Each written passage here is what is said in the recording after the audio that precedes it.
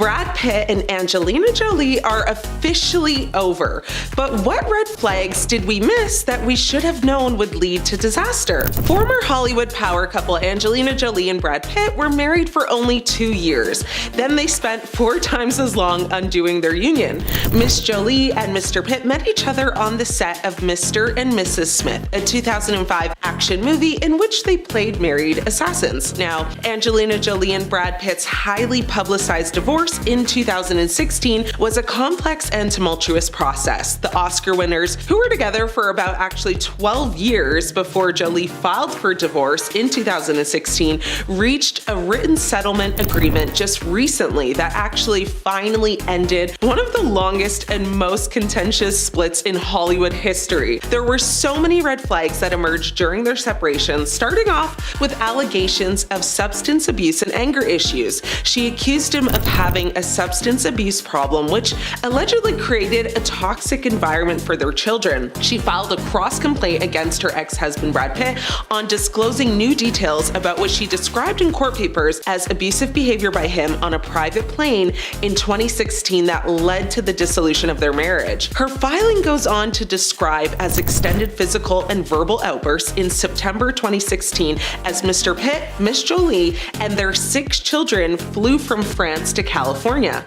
It's alleged that he grabbed Jolie by the head and shook her, and then grabbed her shoulders and shook her again before pushing her into the bathroom wall. And at one point, allegedly, he even poured his beer on her. A lot of other terrible things happened that I won't get into, but it was hostile, aggressive, and I would say traumatizing for everyone on board that plane. Jolie did actually decline to press charges on him, with a close family friend making a statement that actually said she could have pressed charges against him. She could have told the world what happened. She didn't. All she wanted was for Brad to get the help he needed and for their children to get the support they needed to heal. Immediately following this incident, Brad did actually check himself into a sobriety program, which many looked at as a way for him to just kind of save face. It was also reported that Brad wanted Angie to sign an NDA, to which she refused because according to her, that would just cover up his DV. Jolie's divorce attorney, James Simon, said in a statement that since filing for divorce 8 years ago, Jolie has focused on finding peace and healing for their family. He added, frankly, Angelina is exhausted, but she is relieved this one part is over. A source close to Pitt said Jolie's one-sided attacks over the course of their divorce proceedings have included a never-ending distortion of facts, causing tremendous collateral damage to those in and around the family. It is also actually alleged that Brad Pitt has virtually no contact with their adult children. However,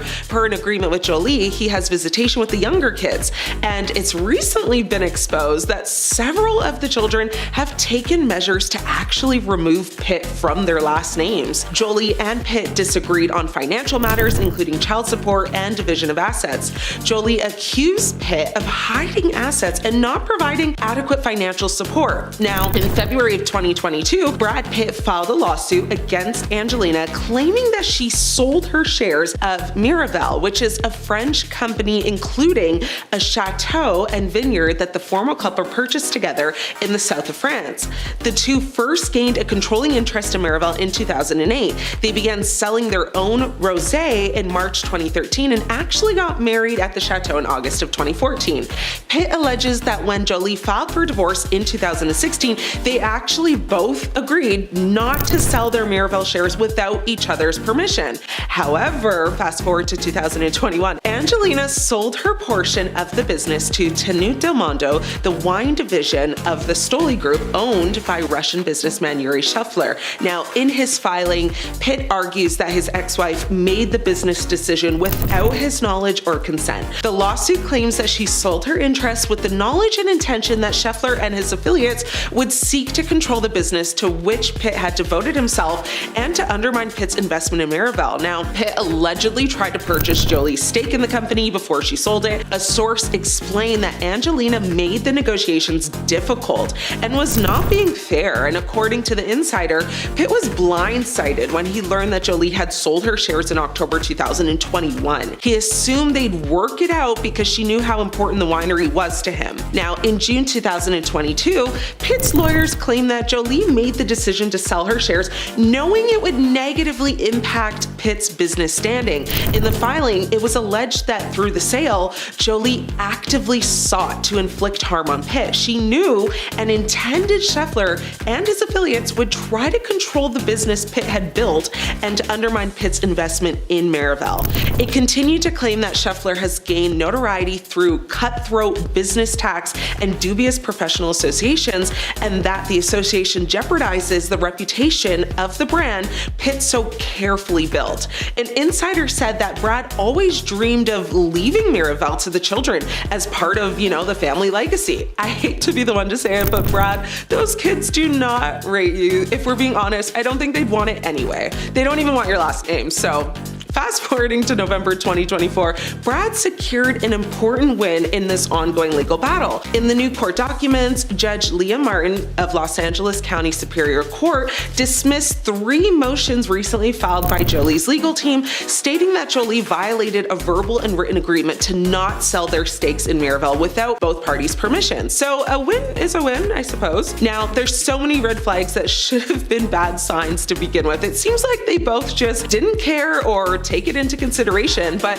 let's talk about the fact that when they both went on the set of Mr. and Mrs. Smith in 2005, they both were in a relationship, and not just a relationship, but legally married. Brad was married to Friends star Jennifer Aniston, and Angelina was married, but at the end of her rope with actor Billy Bob Thornton. Now, before I get into this, I do want to point out that Angelina has a knack for falling in love with married men, because she also started seeing Billy Bob while he was married to someone else, and that's a whole other story that we won't get into right now. But now that the settlement concludes, attention has resurfaced on a 2004 encounter between Jennifer Aniston and Angelina. Aniston allegedly warned Jolie about her then-husband Brad Pitt. According to reports, Aniston recalled the encounter took place on the Warner Brothers lot in Burbank as Pitt was preparing to film Mr. and Mrs. Smith with Jolie. Aniston shared in an interview that she said, "I pulled over and introduced myself. I said, Brad is so excited about working with you. I hope you guys have a really good time." Unbeknownst to her, the on-screen chemistry between Pitt and Jolie during the film's production would lead to the end of their marriage. While both Pitt and Jolie denied having an affair during filming, their undeniable connection marked the beginning of a new chapter in Pitt's life, and by January 2005, Aniston and Pitt announced their separation.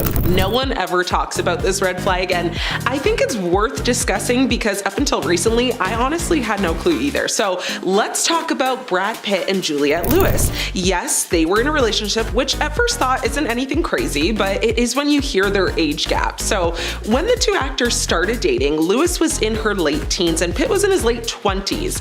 Both of their careers were about to take off in a big way. They were together for about 4 years, and after they split up, Pitt told Vanity Fair it was one of the greatest relationships he's ever been in. Lewis had achieved a lot before she met Pitt. The daughter of character actor Jeffrey Lewis, she hung out on film sets as a child, so she was used to the whole scene. Her parents actually split when she was very young, and she spent time living with both of them. But when she was still a young woman, she became legally emancipated from them so that she could work longer hours. She quit school young and took on roles in TV shows like The Wonder Years and movies including National Lampoon's Christmas Vacation, where she played Audrey Griswold. She actually once said as a teenager, "I was severely, cripplingly dramatic and in search of self," and that she would deliberately put herself in situations that were just not healthy. While still a young woman, she played in a movie alongside Brad Pitt, which is actually how they met. Now, Lewis told the Los Angeles Times in 1993, "We met on a movie and started dating when it was over. I already liked him as an actor, plus you gotta respect somebody who's in the same field as you." Pitt, nearly 10 years older than Lewis, had already been romantically linked to a number of other young actresses, but his relationship with Lewis got serious pretty quickly. The two of them moved in together. Pitt told the Rolling Stone in 1994, "We were trying to be Sid and Nancy or something. We were idiots. We were just having a great time." As their careers took off, Lewis got nominated for an Oscar for Cape Fear, and Pitt became immensely popular from his role in Thelma and Louise. They became the it couple of Hollywood in the early 90s, and they were photographed basically constantly on every red carpet you can think of. They were thrilled when they were cast opposite each other in a 1993 thriller movie called California. Their relationship didn't last long beyond the making of that movie. They actually split in 93, with Lewis' publicist saying they planned on remaining friends. Now, despite their plan to remain friends, Lewis and Pitt drifted apart, and at the time, no one really batted an eye and didn't consider the age difference to be anything special or dramatic, but many people today have now revisited their history and are cringing at the fact that Lewis was not yet an adult when they dated, and Brad was, well, almost 30 years old. So their 10-year age gap wouldn't really be an issue now, but at the time, like, huge red flag. And let it be known, this isn't the first time he dated someone much younger than him. He was 24 when he dated Nicole, who was 11 years younger than him, and now, well, he's 61 years old and his girlfriend is like 31. So yeah, I bet you didn't know this, and as if all the Diddy drama he's currently been facing wasn't enough, here's a story you've likely never heard that involves Jenny from the good old block. So Jennifer Lopez and Sean Diddy Combs dated way back in 1999 after he was a producer on her hit debut album On the Six. The pair split in 2001, and Lopez has remained tight-lipped about the pair's relationship, but in December of 1999, Sean Diddy Combs, Jennifer Lopez, his bodyguard Anthony Wolf Jones, and a 21-year-old rapper Jamal Shine Barrow, a Combs protege, were involved in a disagreement at Club New York in Manhattan that ended with blasting and left 3 people injured. Combs, Lopez, and Jones left the club and led police on a wild chase through New York City that ended with police finding a stolen firearm inside the car.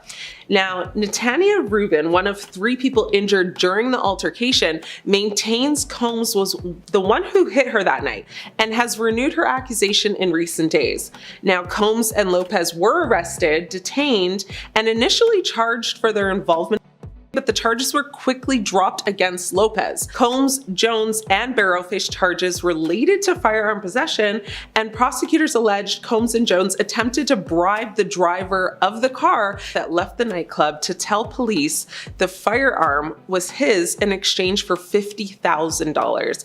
I personally don't see a scenario where $50K is worth like any amount of jail time, but go off. After a weeks-long trial, Combs and Jones were acquitted, but a New York jury found Barrow guilty of 5 charges, including criminal possession of a firearm, aggravated harm, and reckless endangerment, though Barrow was acquitted of attempted homicide. Now, J-Lo actually didn't have much to say then nor now about the incident, but in a July 2000 interview, Lopez described the incident as a complete nightmare and saying that she was scared to death in the car. I had absolutely no idea what was going on, no one did. Since all of the recent Diddy drama has been happening, there has been a call to actually reopen the case, which would require a new or confirmed statement from Lopez, but will she give it? Likely not. Her lips are as sealed shut now as they were in 2000, just like a kiss from a rose.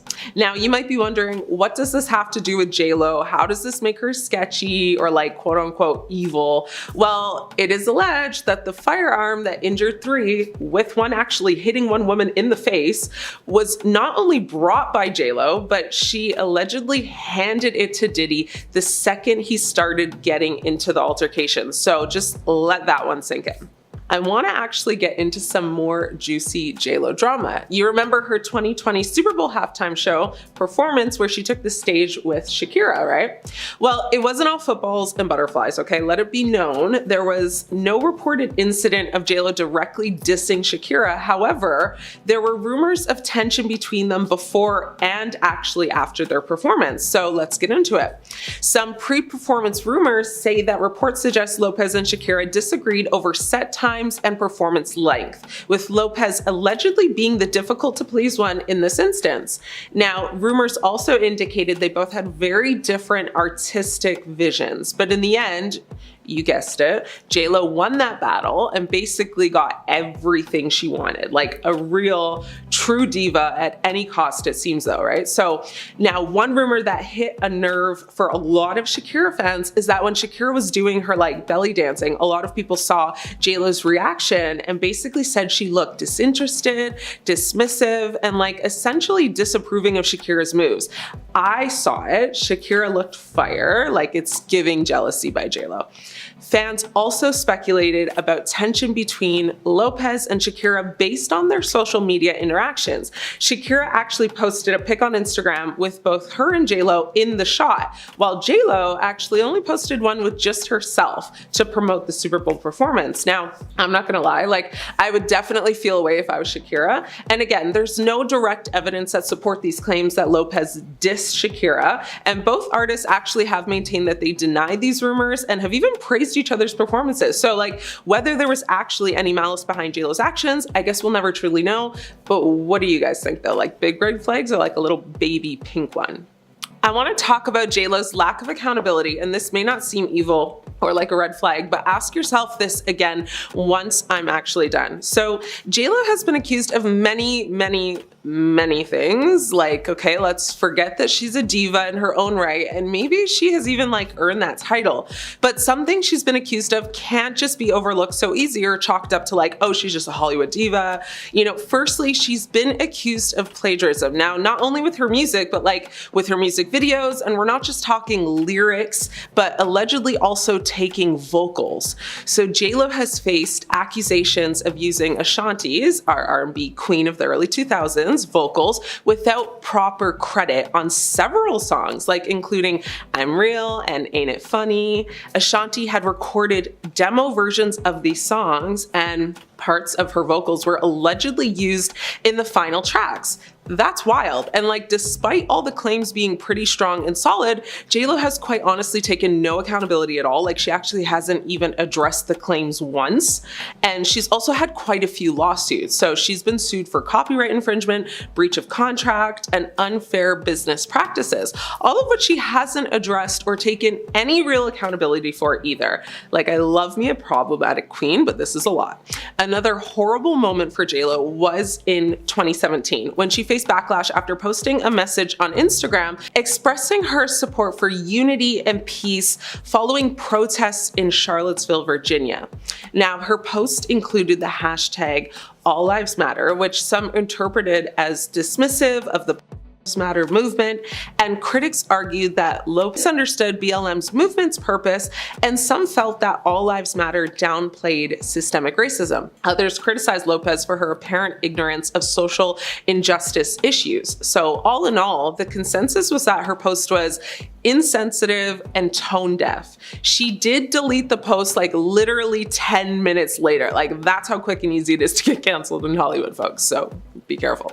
But will you be surprised if I tell you she not only did not take accountability, but she didn't publicly apologize either, explain any of it, or address it at all? Shocker. So I want to tell you about the Rose McGowan and Oprah situation, but first, let me relive some childhood memories and remind you where you know Rose McGowan from. Remember the 1999 movie Jawbreaker? Without showing my age, let me just say it was like wildly inappropriate for me to have watched it when it came out because of how old I was in 1999, but somehow I saw it, and not just once, I actually owned it on DVD and I watched it religiously. I don't know why I liked it so much, but anyway, she's like the queen bee in that movie. Think of Regina George, Mean Girls. She was like that girl, okay? But let's fast forward. So Rose has been so outspoken about her distrust of Oprah, particularly regarding Oprah's past connections to a man whose names rhyme with Barney Springsteen and another man, Russell Simmons, both of whom have been accused of SA. Now, in August of 2021, Rose shared a photo of Oprah kissing Springsteen on the cheek at the 2014 Critics' Choice Movie Awards, tweeting that Oprah is as fake as they come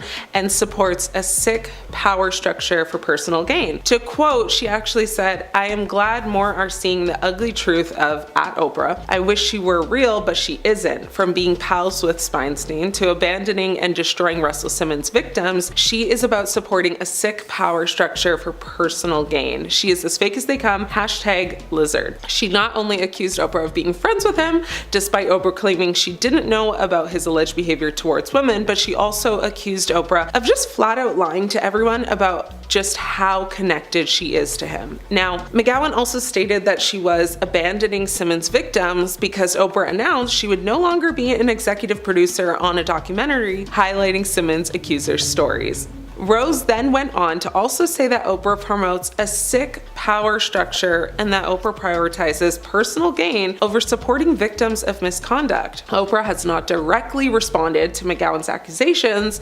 However, in 2017, Oprah condemned the accusers' actions, saying she was glad women have started speaking out. When Rose was criticized for throwing stones, McGowan replied by saying, "You think I throw stones? No, bad word, I drop bombs." Now, in 2018, Seal called her out for turning a blind eye to Feinstein's alleged misconduct, also quoting, "You heard the rumors but had no idea. My bad. When you've been part of the problem for decades, but secretly they think you're the solution." Dave Chappelle also weighed in and said, "Once you see their genuine faces, you won't be able to stand them since they are too diabolical to bear." So, despite being a supporter of the Me Too movement, critics argue that her past associations don't line up with her public stance. This whole situation highlights the complexities of Hollywood's power dynamics and the ongoing conversation about accountability and support for survivors of misconduct. Now, I want to highlight a story that quite honestly shocked me because I really never heard of it and I thought I had heard it all. But let's rewind and go to the year 1986. A very young 20-year-old Cindy Crawford appeared on the Oprah Winfrey Show alongside her manager, John Casablancas. That's a wicked last name, right? Anyway, Oprah asked Casablancas, "So, did you her? Did she always have this body?" She asked him this and then proceeded to direct Crawford to stand up and show her body. Like, how awful. Like, when I watched that, I actually felt the anxiety through my body as if I was Cindy herself. I just honestly can't imagine the horrible feeling that gave her. Cindy stood up and did exactly what Oprah asked and would later go on the record saying she felt objectified and traumatized by the whole experience and recalled it as an instance where she was like treated like a child, seen but just not heard. Crawford actually reflected on this experience in the Apple TV Plus docuseries, The Supermodels, and expressed how it made her feel judged and like she wasn't seen as a person with a voice in her own destiny. Now, bestie to the rescue, because here came Oprah's best friend Gayle King to her defense, saying she was surprised and disappointed, noting that Crawford had appeared on Oprah's show many times with pleasant experiences. Like, that's fine, Gayle, but that's not how things work. Like,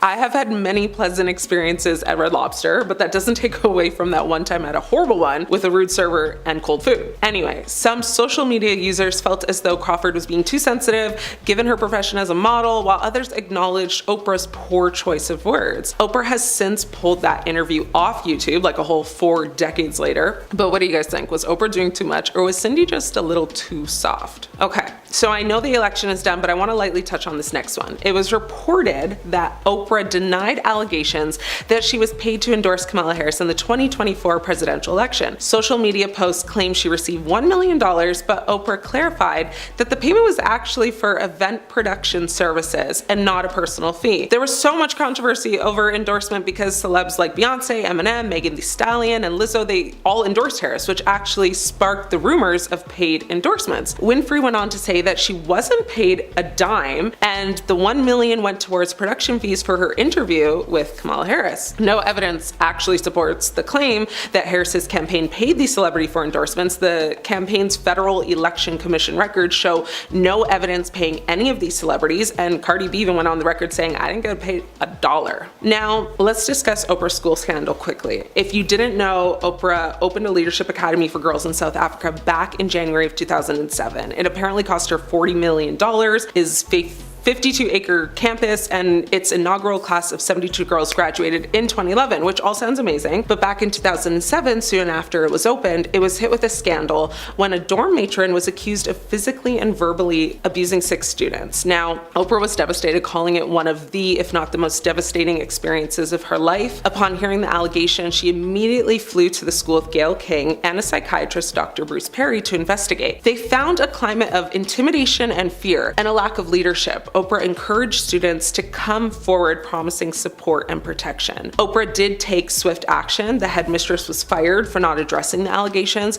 Oprah initiated changes in personnel and school management. She hired investigators from the US to look into this, and police were notified, which led to an arrest and 13 charges. So Oprah then, of course, like, you get a card, you get a card, you get a card, everybody in the room, and gave each student a cell phone with her personal phone number on speed dial. Like, imagine having Oprah's personal phone number on speed dial. I just don't know if I'd be able to act right after that. But this scandal was like a major blow to Oprah's reputation. Her swift response did help mitigate the damage, and the students and the parents appreciated her actions, and many who had considered leaving actually changed their minds. From then until now, there hasn't been much news about the school, but we are to assume all is well. However, there was a brief moment in 2023 where like some rumors popped up that several students went missing, but there's no credible news sources for that. So either Oprah's gotten really good at managing scandals, or it's just a bunch of talk. Either way, it's concerning. So very strange. Anyway, Jay-Z and Diddy were once referred to as hip-hop royalty to this day, and despite all the controversies, many still give them that title. The rappers both rose to fame in the 90s and have maintained a very close friendship over the years. After both beating jail time in 1999 for their involvement in separate crimes, the duo are now facing more legal allegations. In 2024, a woman accused the rap legends of essaying her at a house party in 2000 when she was just a young woman. Now, both Combs and Jay have denied the allegations, but was the 1999 incident just a big red flag for worse to come? In December of 1999, Jay was arrested and charged with attacking Lance Riviera during a heated argument in a Manhattan nightclub. Lance is a record producer and music executive who began his musical career when he met neighborhood rapper Christopher Wallace, better known as Biggie Smalls. After hearing Biggie perform, Rivera offered to finance his musical career, and that opened the door to more connections in the industry. Jay-Z turned himself into the police for the incident and was placed under arrest before being released on $50,000 bail. Jay initially pleaded not guilty, but later copped out to third-degree battery in exchange for 3 years probation. In his 2010 book, Decoded, Jay spoke about the incident, admitting that he angrily approached Rivera but wasn't responsible for the attack. Now, fast forward to May 2023, Rivera said Jay was not the one who attacked him, telling DJ Vlad, "I don't know where people got Jay-Z attacked me from, because if anybody knows Jay-Z, Jay-Z's a nice guy." He went on to say, "I ended up getting surrounded by a bunch of people. It was probably like 10 weapons that I knew of, and I ended up getting hurt." Rivera confirmed that Jay-Z was there and that they had had a conversation right before he got hit in the head with a champagne bottle. Now, many fans have speculated whether Jay was really responsible or if Rivera lied back then or is maybe lying now. Now, one friend at the party, Chris Scotti, he said that he thought Jay punched Rivera and was actually shocked to see it. However, many people think that Rivera is getting paid now to say Jay actually never did it, and that saying things like Jay is a really nice guy is a way to help Jay's image right now, since it's been quite damaged recently. So some people have even speculated that Jay's paid Rivera to say these things now. Rivera has said for the record that everyone who was there has a different story on what actually happened, but only me and Jay know what really went on. To me, that kind of leaves things unanswered. Like, I hear what you're saying, but I don't feel you though. Something is off, right? Now, fast forwarding back again to October 2024, going as Jane Doe, the woman previously mentioned, filed a lawsuit accusing Combs and an unnamed male celebrity of essaying her at a party. Now, 2 months later, the plaintiff amended the suit to include Jay-Z's name as the male celebrity celebrity who also essayed her. According to the revised lawsuit, the woman alleged that she began to feel lightheaded after consuming a drink at the party and went to lie down in a bedroom. Shortly after, the plaintiff claimed both Diddy and Jay entered the room and allegedly began to remove her clothing and held her down, while Combs allegedly essayed her as an unidentified female celebrity watched. Now, Jay aggressively denied the allegations he described as heinous, and on December 8th, 2024, writing a statement that the victim's attorney, Tony Busby, was trying to blackmail him with the lawsuit. This lawsuit has definitely brought up Jay's past lawsuit, and many people online have said we should have taken the first one as a red flag for more to come. Did you know Beyonce fired her father as her manager? Well, if you didn't, now you do. Beyonce is a diva, no doubt, and a lot of choices she's made has been questionable to say the least, but some have raised some alarm bells because many critics have looked at them as red flags, this one being no exception. Beyonce fired her father, Matthew Knowles, as her manager back in 2011. Now, Beyonce's father has overseen her career since she first auditioned for gigs as a kid and a teenager. Now, while the singles mother Tina was her stylist, Matthew managed his daughter's whole solo career in years, and as a member of her R&B group Destiny's Child, he even actually started the original girls group, which he named Girls Time, when she was just 8 years old. Now, Beyonce explained her decision at the time, saying that she was only ending their business relationship and that she still loved and was grateful to him. She said, "I grew up watching both he and my mother manage and own their own businesses. They were hardworking entrepreneurs, and I will continue to follow in their footsteps." Her father was accused, though, of stealing money from Beyonce by Live Nation, which was revealed in court documents in 2011. Now, these allegations prompted her legal team to conduct an audit in October of 2010, which apparently concluded Knowles had taken funds. Knowles denied the allegations and has requested a judge to ask Live Nation the rationale for its claim. The 60-year-old has suggested that promoter was trying to win a larger share of Beyonce's tour revenue. Knowles said he was replaced with a former Live Nation executive. Live Nation have reportedly declined to comment on the issue, and he denied the accusations, and he actually took his daughter's former concert promoter to court, claiming Live Nation soured his relationship with Beyonce by making false statements about him. Matthew insisted this was just a business decision and unrelated to the family drama. He went on to say, "We mutually agreed to part ways in terms of me managing Beyonce, as my focus is in the investment of Music World's Entertainment's growing gospel and inspirational music division. Because of the success of these artists, my focus has to be on gospel now." Beyonce's relationship with her father is also explored in her 2016 album Lemonade. In the section titled Accountability, Beyonce questions potential power struggles she may have had with her father. She also has a song called Daddy Lessons on the album, in which she sings about being taught how to be hardworking, or a hardworking young woman. Now, this whole incident caused many fans at the time to question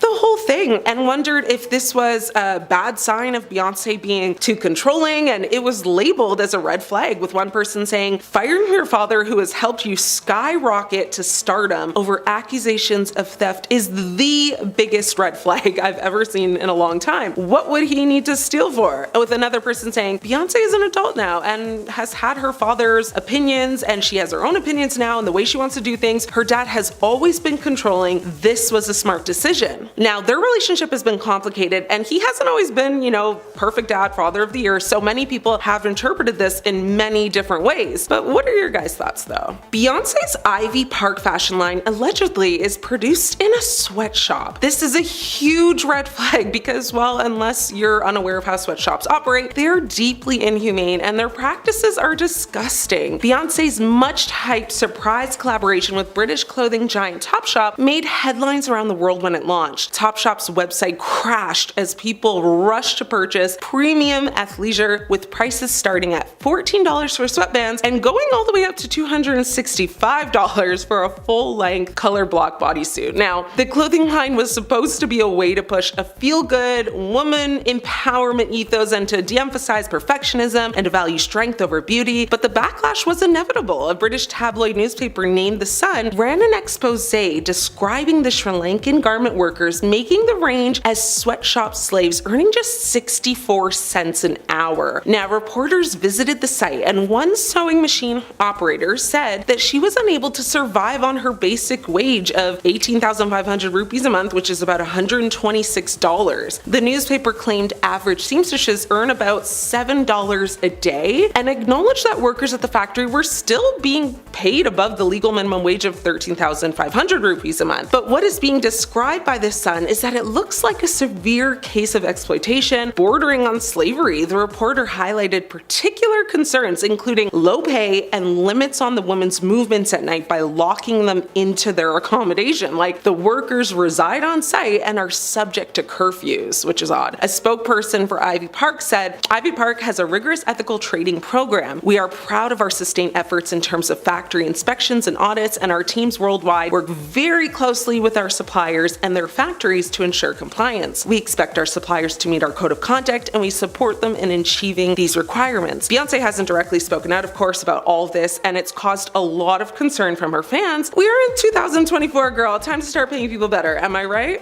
A big red flag that has been brought up many times from Jay-Z and Beyoncé's past is their big age gap. When we think of Hollywood power couples, we think of Jay-Z and Beyoncé. In fact, the two have been together for so long at this point, it's like hard to remember a time they weren't. This leads to the question, though, of how long the two have actually been together and when exactly they started dating. Now, the current age difference between the two now would actually not raise any red flags because she's 43 and he's 55, but the red flag was drawn years ago when the two met when Beyoncé was just 18, which was probably somewhere between 1999 and 2000. Now, Jay-Z was 30 at the time, but Beyoncé has spoken before about how the two stayed friends for a while before things turned romantic. She said in an interview with Oprah, "We were friends first for a year and a half before we went on any dates, and though the two would go on to marry, they actually waited until 2008. Not just because of their 12-year age difference, but because, according to Beyoncé, she told 17 magazine at the time, "I really don't believe that you will love the same thing at 20 as you do 30. So that was my rule. Before the age of 25, I would never get married. I feel like you have to get to know yourself, know what you want, spend some time by yourself, and be proud of who you are before you can share that with someone else." The power couple quickly began working together professionally, starting with Jay-Z's 2002 track Bonnie and Clyde, followed by Beyoncé's smash hit Crazy in Love. As suggested by the song title, it was inspired by Beyoncé's deep affection for Jay-Z. Their personal lives often influenced their music, becoming a reoccurring theme throughout their relationship. Now, however, they managed to keep their 2008 wedding ceremony completely private. Many fans have said they feel bad that Beyoncé wasn't given a chance to date around and explore her options because she likely felt pressured into being with Jay, and because that's all she knows,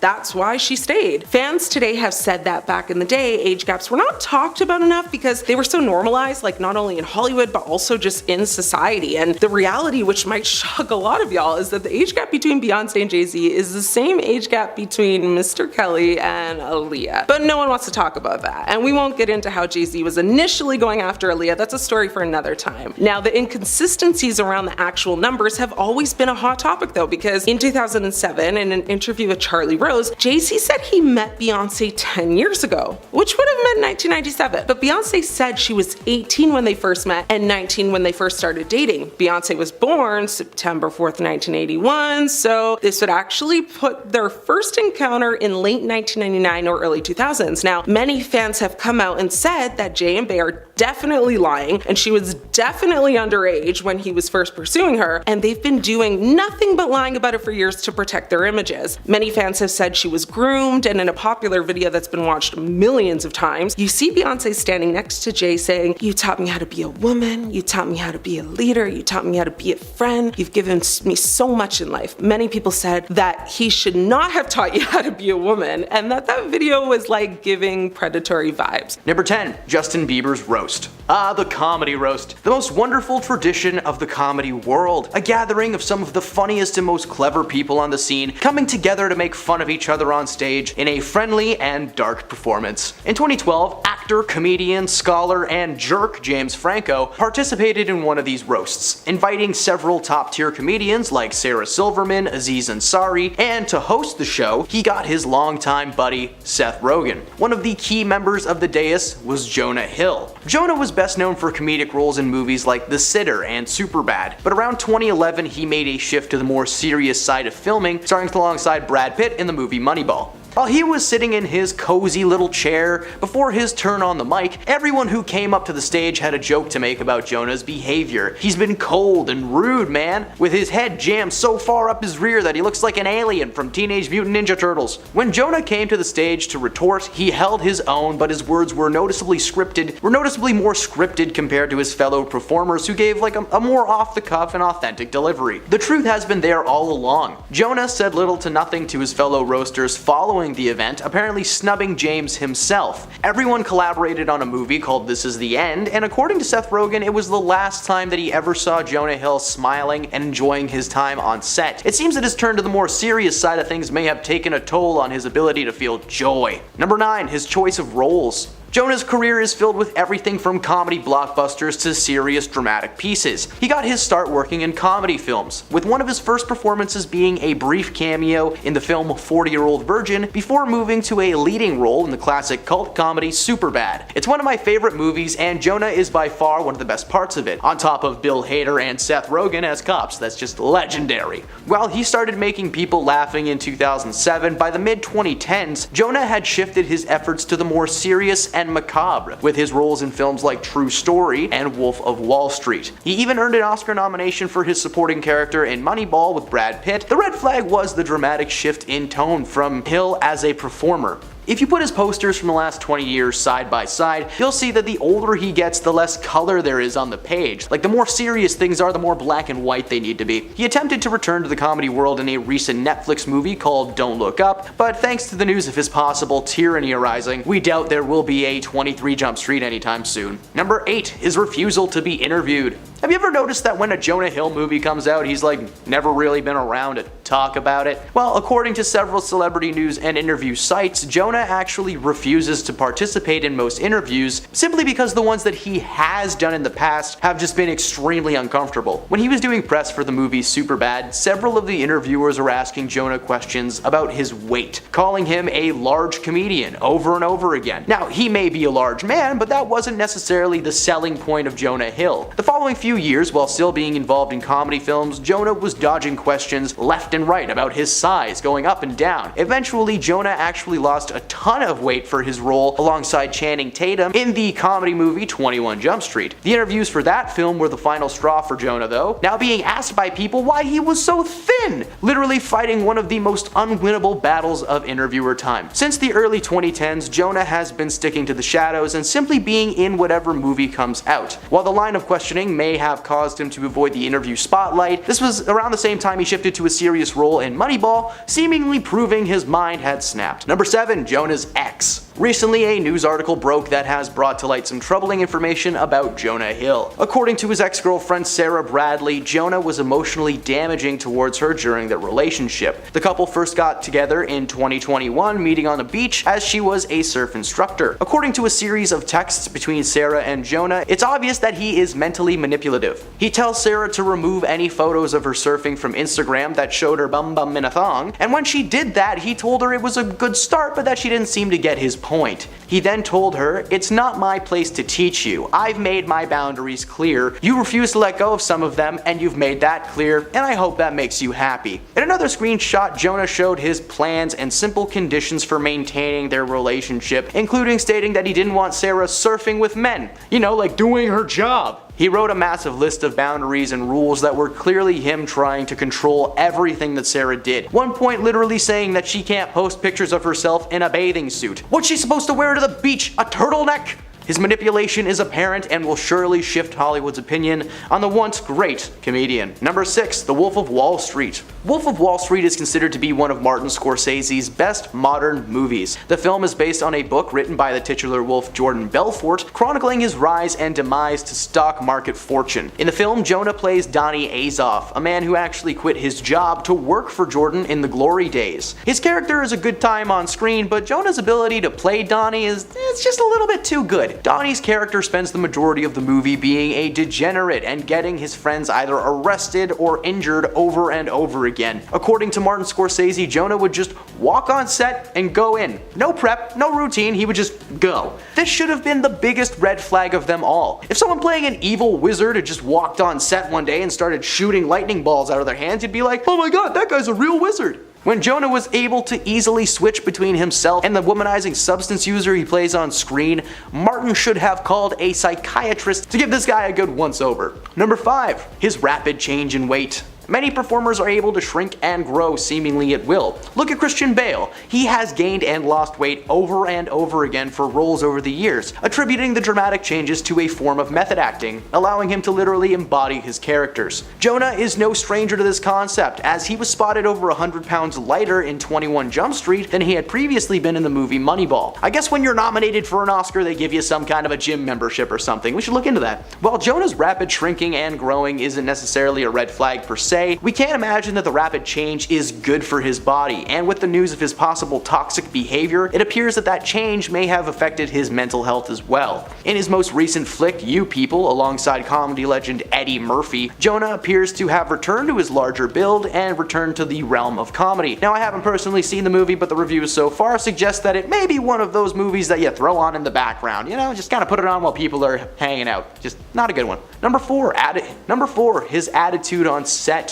Jonah may have started his career as a comedy king, but his attitude on set is anything but fun. According to many directors over the years, Jonah is a very gifted actor, able to come to set prepared for work every day with no hesitation. The only overall problem seems to be his communication skills. Jonah is known to be a very quiet and reclusive man on set, apparently spending a majority of his time in trailers away from the cast and crew. He's also known to be rather quiet while being given directions or while waiting for a scene to be reset. Like, imagine being a PA on set, you're standing next to the guy from Superbad and he's just on his phone playing Candy Crush all day. People always say it's the quiet ones that you have to worry about, and it seems that his quiet time may have been spent contemplating the meaning of life and his role in it. Or he spends it making a mental list of all the things that his partner needs to do to please him in a relationship. That might be it too. Number 3, he turned down The Hangover. Arguably one of the funniest trilogies in recent history has been The Hangover Saga, a series of films following 3 friends trying to piece together the wild night they had before. They lose their friends on roofs, they steal monkeys, and Ken Jeong is in it, so you cannot go wrong.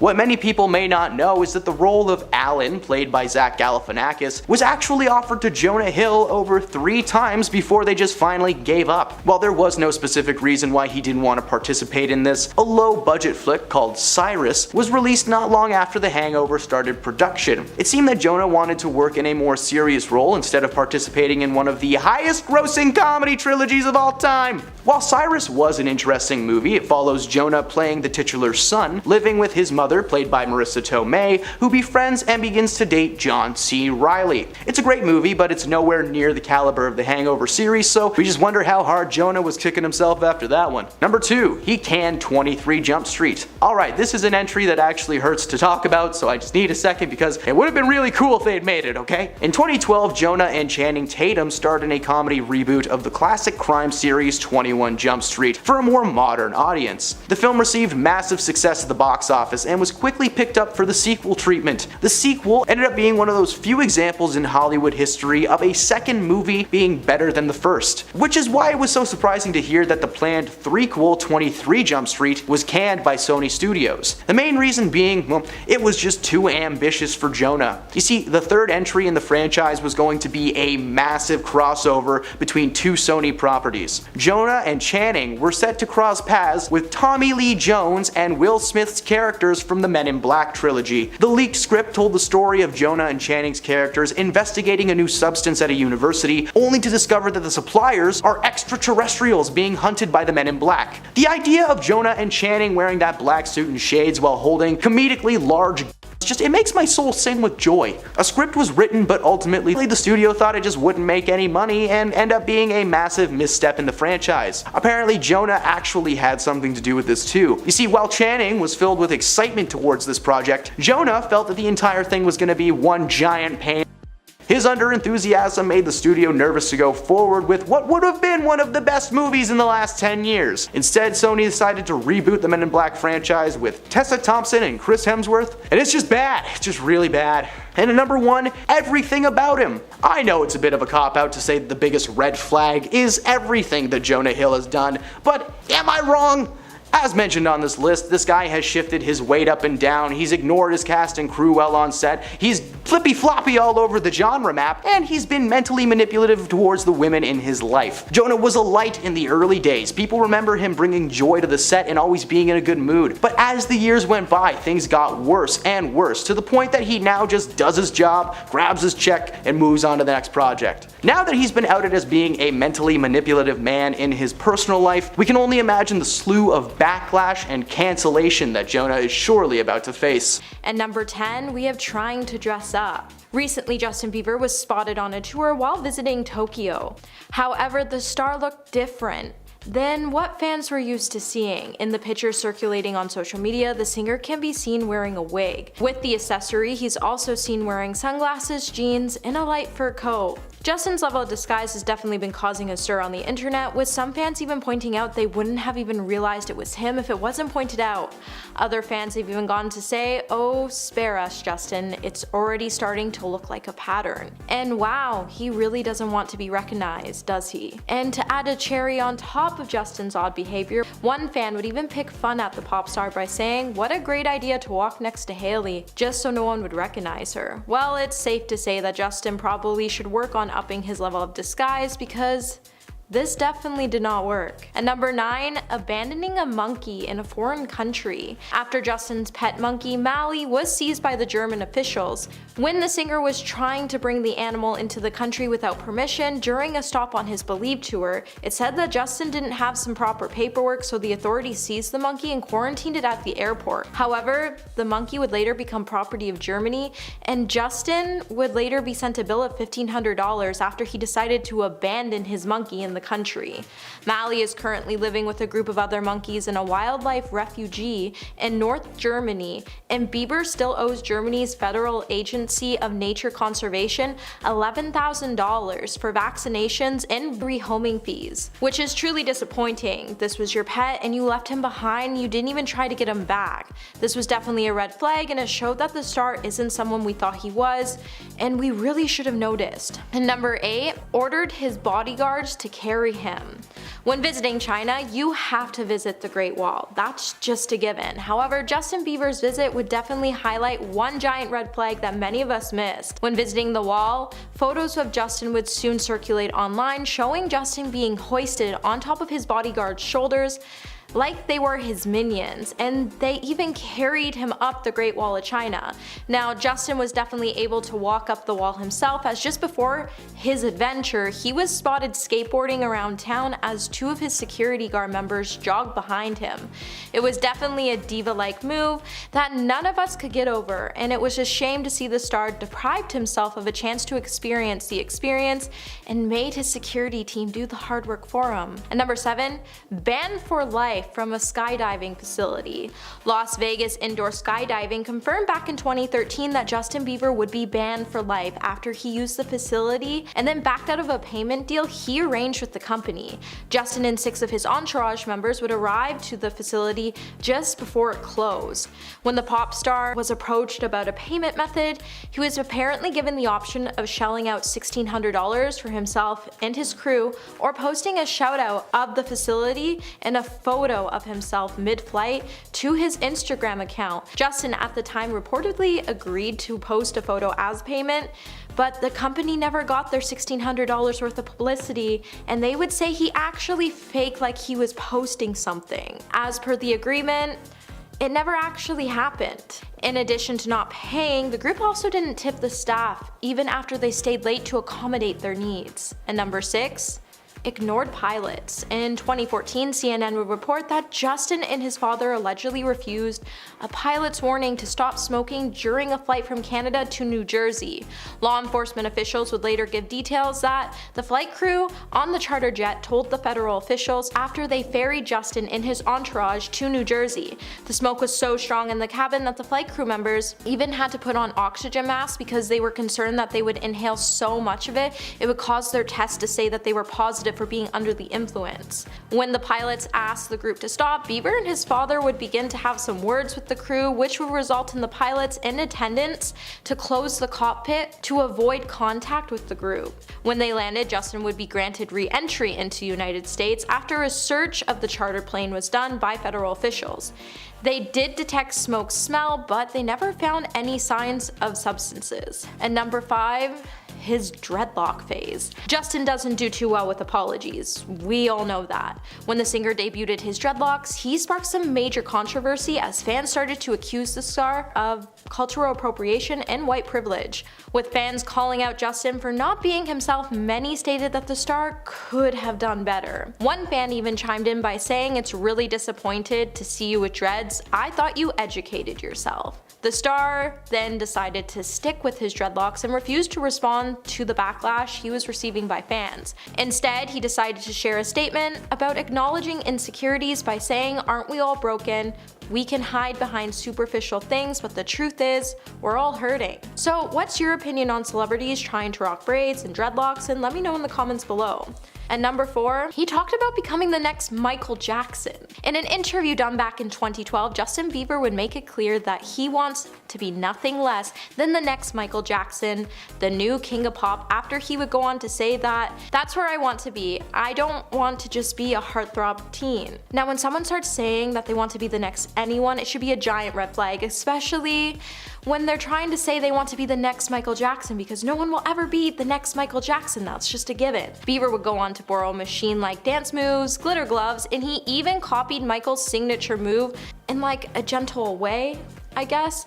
This would definitely become a major red flag, and we were missing it because he was trying so hard to be someone he's not, rather than just being himself and allowing his fans to appreciate who he really is. And number 3, running around town in his undergarments. In 2020, Justin would be pictured running around downtown LA in his Calvin Klein briefs after shooting a music video all night. When photos started circulating online, it would show the star wearing nothing but briefs as he raised his arm above his head and smiled as he walked towards his trailer. And this wasn't the first time Justin's been spotted in public wearing nothing but his briefs, because back in 2018, it would seem like Justin forgot his bathing suit while on a trip to Miami after he was pictured out for a little dip wearing nothing but his white briefs. In the photos, Justin could be seen hanging out with his friends by the resort pool, wearing nothing but a wet pair of Calvin Klein boxer briefs before wrapping himself in a white towel before things became too revealing.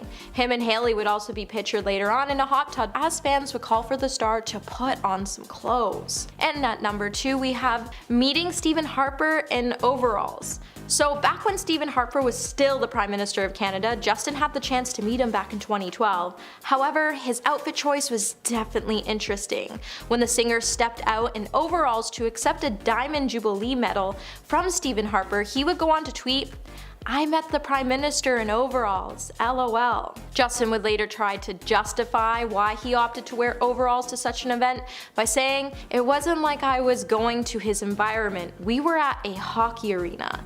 And while he may have been at a hockey arena, he was receiving such a high-class award that it was only given to Canadians who earned achievements abroad, and he wore overalls to collect this achievement. Now, 50 years ago, if you pulled this move while going into work, they would have sent you home, so a lot of people were judging Bieber's decision to wear the overalls, and his excuse to trying to stay true to his fans and his own vibe, it was pretty weak. And at number 1 today, we have showing up late for shows. In 2013, Justin Bieber would be 2 hours late for a concert because he was playing video games and threw a tantrum. When Justin was set to perform at O2, he would end up being 2 hours late after throwing a massive tantrum and telling his staff that it was his gig and he would go out when he wanted to. After waking up late due to a night out, Justin would proceed to lock himself in a dressing room to play computer games. After, his actions would cause hundreds of teenage fans to be upset because they would have to leave to catch last trains before even getting the chance to see their idol perform.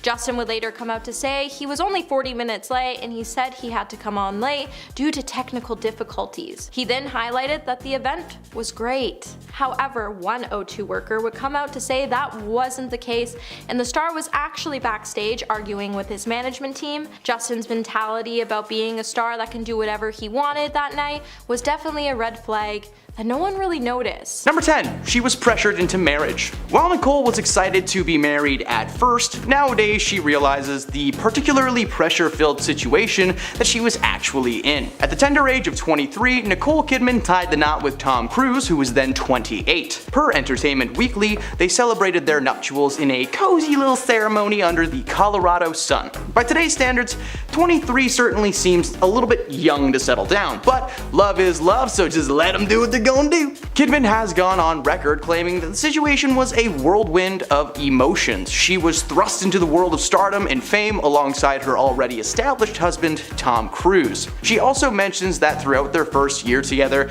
Tom was a very different man. He was attentive and almost sweet, but things eventually grew sour, and after 11 years, Kidman woke up and realized what was going on.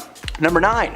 The wedding ban. One of the kids that these two share, Connor Cruise, was set to be married a few years back and was really hoping that his mama Nikki would be in attendance. However, an insider spilled the juices of Connor Cruise's wedding and said that Top Gun Maverick star Tom Cruise banned Kidman from ever entering the event. As per the reports, the Endless Love actor didn't want Nicole Kidman to attend his son's wedding, as she is considered to be suppressive by the Church of Science, let's say. And also, Cruise just doesn't want any association with her in general. Ever since their separation, it's almost as if Tom has just wiped Kidman from his memory. He ignores her at every possible moment. These two have not spoken in over 20 years despite sharing a troubled past and, children, which is famously great for development, just ignoring your kids. Kidman has never actually gone public on the specific reason that Tom avoids her like the plague, but sure, people avoid their exes all the time. But these guys have such a long history together. The idea that there seems to be some specific reason or something more behind the cold shoulder is a mystery only Nicole can solve. Number 8. He's a bad dad. Cruise has 3 children, Isabella and Connor, who were adopted during his marriage to Nicole, and Suri, who he fathered with Katie Holmes before their split. The first sign of Tom Cruise being a bad dad came in 2015 when he missed his eldest daughter's wedding, despite her being heavily involved in the church, going so far as to have a science-themed wedding. While Bella does keep contact with her father, the same cannot be said for Tom's other kids. According to a June 2016 report from In Touch, Cruise hasn't had contact with Suri in years. According to insiders, this is simply due to his wanting to distance himself from his ex, Katie, and by association, his daughter. But it's not just Katie's kids that Tom has trouble with. Nicole's kids, Isabella and Connor, were adopted into the family unit and raised as their own, but when Nicole split from Tom, the relationship with them became very difficult. Their father was with a new woman, and soon after, that woman had a child, and then they had a new sibling. So up until they were adults, Tom rarely spoke to his kids, leaving Nicole to be the single mom, which apparently she did a stellar job at, as her kids have had nothing but nice things to say about this woman. Number 7. She was wired by Tom. Now, while Nicole has never actually confirmed that this is in fact the truth, a documentary centering around his scientific beliefs released info on Science and Hollywood, claiming that Tom had wiretapped Nicole Kidman's phone. According to former members of the church, Kidman was a target due to her father being a psychologist, something that they didn't believe was a real profession, making him an enemy in their eyes. During his marriage to Nicole, he actually started distancing himself from the group and their activities, particularly when he was filming Eyes Wide Shut in England. In an effort to bring Cruise back into the fold, the church made the effort to undermine his relationship and, at Cruise's request, allegedly hired a private investigator to tap Kidman's phone. The church also worked to turn the couple's son and daughter against Kidman, convincing them that she was a suppressive person. That of course did not work. In fact, the opposite effect happened. Her kids got closer to her and she started to realize how frickin' insane Tom is. Now, Kidman has never actually confirmed if this is real or not, but if Tom Cruise wiretapped your phone, would you go around telling people about it? Yes, that is a great story. Number 6. Won't talk about Eyes Wide Shut. Eyes Wide Shut was the first collaboration between the couple, which was a dramatic thriller from 1999. Tom plays a Manhattan doctor who embarks on a bizarre night-long odyssey after his wife's admission of unfulfilled longing. The film itself received pretty solid reviews, but the actual shoot was anything but solid. So liquid then. Stanley Kubrick directed this flick, the man behind the live-action adaptation of The Shining by Stephen King. Kubrick had some pretty odd requests for his actors though during their time on set. Kidman has opened up over the years about her struggles. Kubrick made it so that Nicole and Tom cannot be with each other after after shooting, to help maintain the air of psychological and physical alienation. This move was made as a creative effort, but many speculate that Kidman actually may have spoken to Kubrick to request this stipulation. According to the writer of the shoot, Tom was not very nice to Nicole, but we'll get into that one in a minute. The most shocking of rules was that Kubrick wanted to film all of Nicole's love-making scenes in a 6-day span. Her partner in these scenes, of course, was not Tom Cruise. In fact, it was a man acting as her fantasy character in the flick. Kidman has mentioned that Tom was not only forbidden from attending those 6 days, but that he was absolutely fuming from the situation. I'm not sure why it would have been better for him to be there, but I don't know what goes on through Tom's head. Number 5, he's a control freak. Tom is no stranger to an on-set freakout or two, but he's also made a name for himself as a bit of a control freak. Both on set and in his personal relationships, Tom feels the need to be in charge of every little thing at any given moment. An insider told Radar Online that Tom was not good at keeping a relationship, as many women found him to be too intense. To him, any partner is an extension of himself and his brand. So he's not only intense, but he's a micromanager as well. So much so that at times, Cruise has even been known to control what his partners are allowed to wear when they're in public. This made many love interests feel like members of his staff, and rightfully so. Kidman recounts Tom being a strict, almost warden-like figure in her life, controlling every little aspect of what she did and said. This created a very toxic relationship between these two, which was a big part of why they split up in 2001. Number 4, he attempts to get her on his side. Now, devoting one's life to a faith created by a science fiction writer is all well and good, but trying to talk your fellow celebrities into doing the same thing, that's pretty annoying. Especially when you're married to one. I'm sure someone out there is still trying to get signatures for their Church of Lovecraft petition. It's in the link below. Sign it, please. I want it. Nicole told the Daily Mail that Cruise had an unhealthy obsession with soccer superstar David Beckham and viewed him as the ideal candidate for conversion. Sadly for Tom, that never actually happened, but it wasn't for a lack of trying though. According to Nicole, in an attempt to lure David into the Science World headquarters, Cruise ordered Sea Org, which is the short form for Science Folk Organization members, to create a full-size soccer stadium. That's right, he built a stadium like the old nerdy guy and bench warmers, and guess what? Beckham did not come. He said he would come and check it out, but Dave and his wife ditched the event and chose to ghost protocol his butt. And of course this decision was made after he tried to get Nicole involved several times, but remember, she's a difficult person according to the church. Number 3, bad husband. Tom's love life has been a part of the media circus for a very large portion of his career. His first marriage to actress Mimi Rogers only lasted 3 years before they split and Tom moved on to Nicole Kidman. Nicole and Tom got married in 1990 and they were actually together for quite some time, spending 11 years together before ultimately calling it quits in 2001. But of course his most memorable and public relationship was with Katie Holmes. Now thanks to Tom being an absolute menace, his divorces always seemed to go public, with him popping up in the media one way or another. Nicole did not appreciate having her name dragged through the mud and hated having to answer questions from journalists, claiming that Tom was actually enjoying the publicity while she was just suffering silently. Number 2.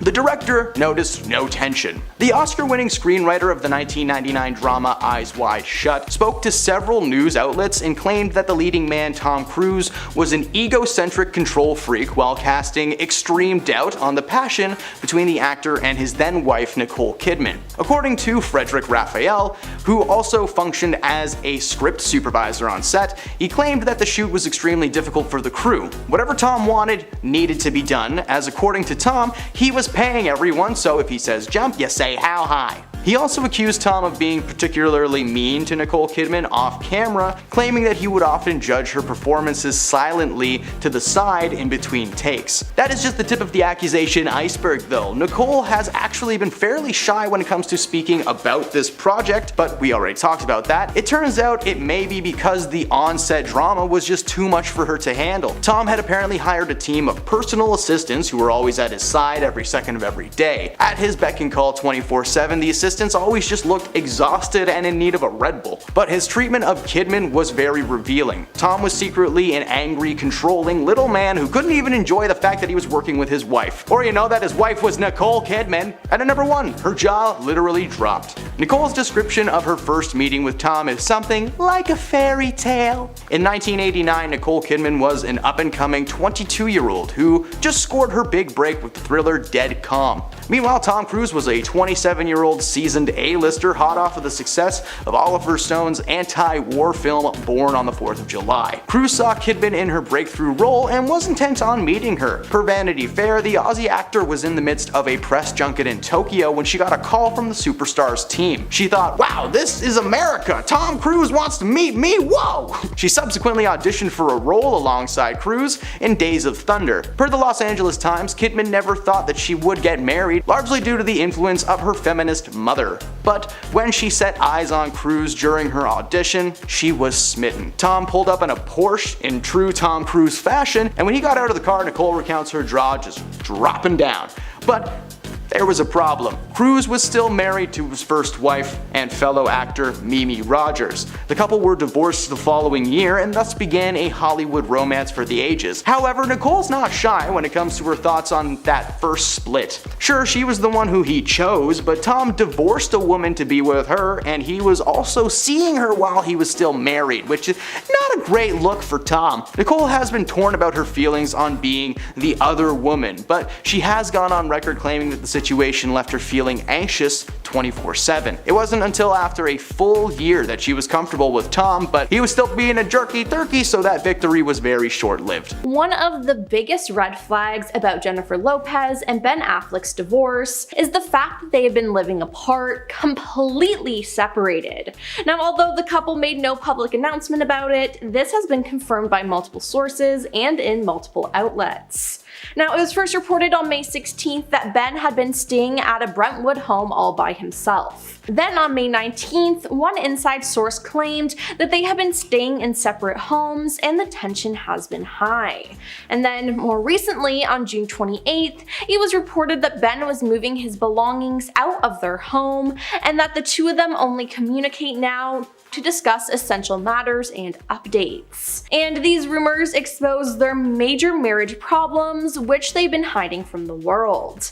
Now, Us Weekly spoke to someone back in May who said they started having issues a few months ago as Jen had started ramping up work commitments and prepping for her tour. They are on two completely different pages most of the time.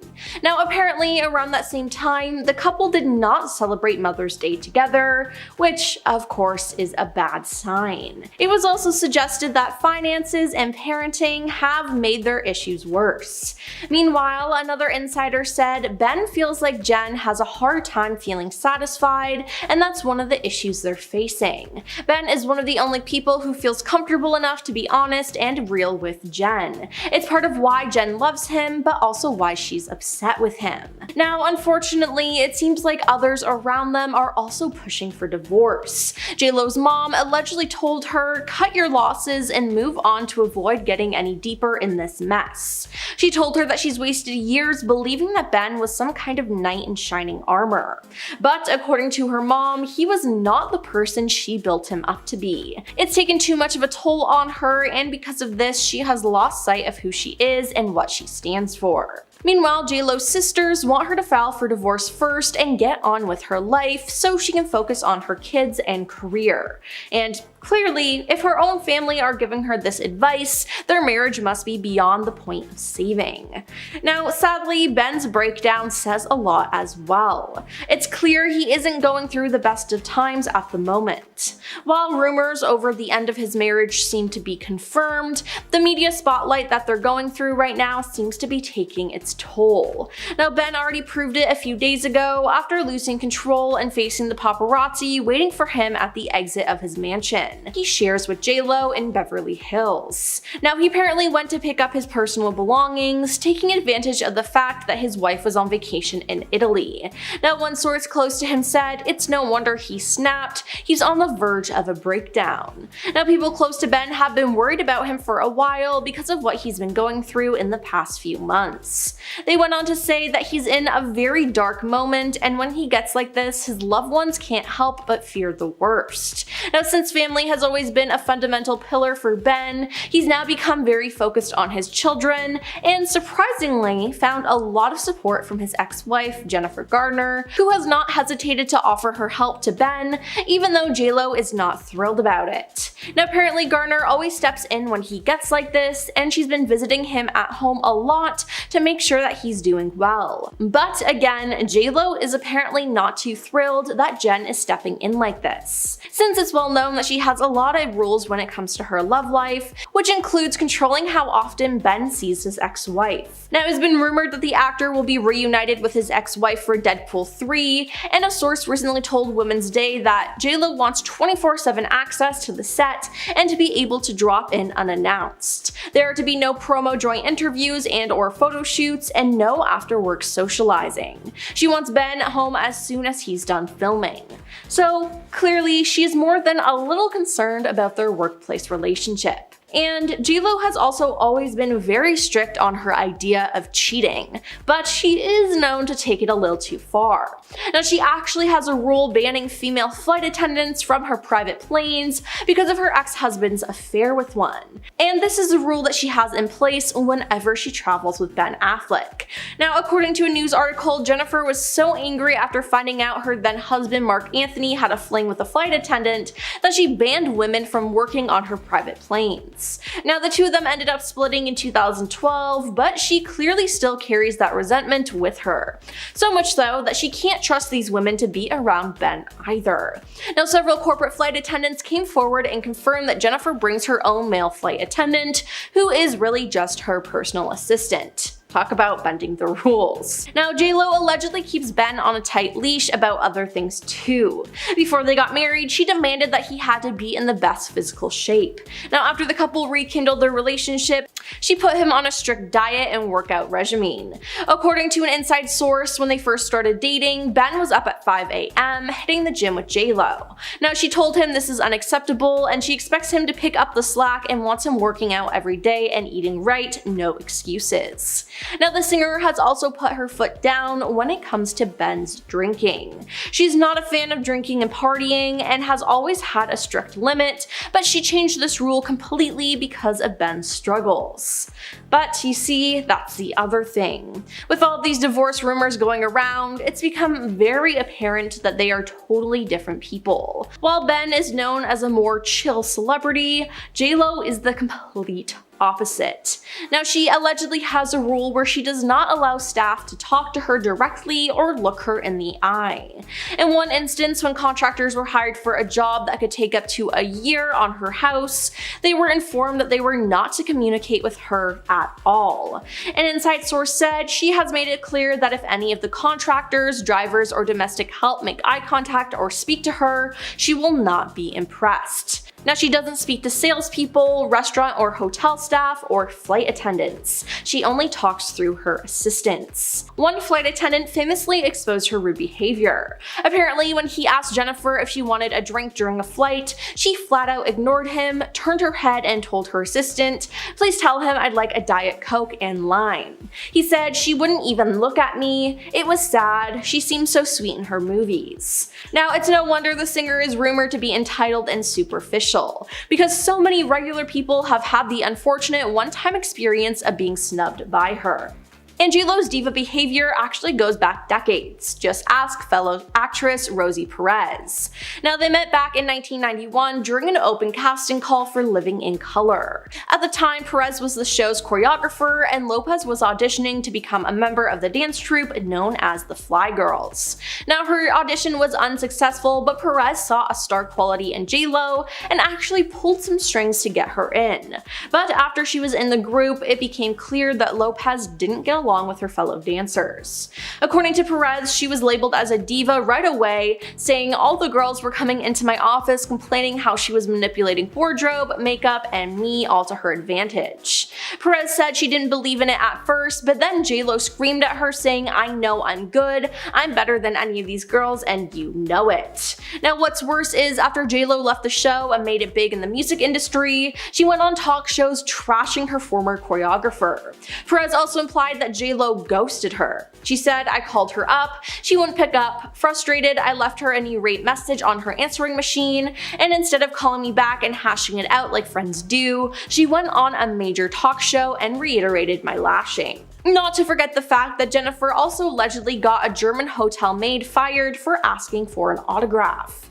Now, the staff member was working at the luxury Melia Hotel in Dusseldorf, Germany in 2012, and she was a big fan of J-Lo and worked up the courage to knock on the star's hotel door to ask for an autograph, but she was promptly turned away. She then claimed that she was fired the day after. She told The Sun, "I am an incredibly big fan, so I took all my courage and rang the bell to get an autograph, but I was rejected by 2 assistants at the door. A day later, the cleaning company that employed me at the hotel called and said that Miss Lopez had complained. I was fired right there on the phone." Now, after receiving a rightful amount of backlash, the pop star wrote on Twitter, "Come on, thought you knew me better than this. Would never get anyone fired over an autograph. First if I heard of this was on Twitter, #hurtful." So clearly she's been a controversial figure for quite some time, and fans are pointing this out now that they seem to be on the brink of divorce. So what's in store for this couple in the future? I guess we'll just have to wait and see, but I think it ends with divorce papers.